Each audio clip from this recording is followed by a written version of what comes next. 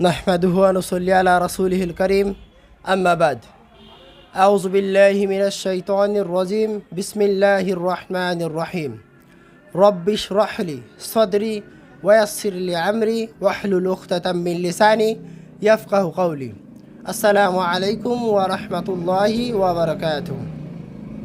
সম্মানিত দর্শক শ্রোতা, আজকে জুম্মার দিনের বিষয়ে কিছু আলোচনা করব। জুম্মার দিনের গুরুত্ব, জুম্মার দিনের ফজিলত, জুম্মার দিনে করণীয় এবং বর্জনীয় কিছু কথা ইনশাল্লাহ বলার চেষ্টা করব। আসুন শুরু করি। জুম্মার দিনে ফরজ সালাত মানে জুম্মার নামাজ আদায় না করা কবিরা গুনাহ। জুম্মার নামাজ আদায় না করা কবিরা গুনাহ, ইচ্ছাকৃতভাবে জুম্মার নামাজ আদায় না করা কবিরা গুনাহ। হাদিসটি আছে মেশকাত 1370 এবং 1371 নম্বর হাদিস জুম্মার সালাত আদায় না করার ব্যাপারে। জুম্মার সালাত ফরজ হয়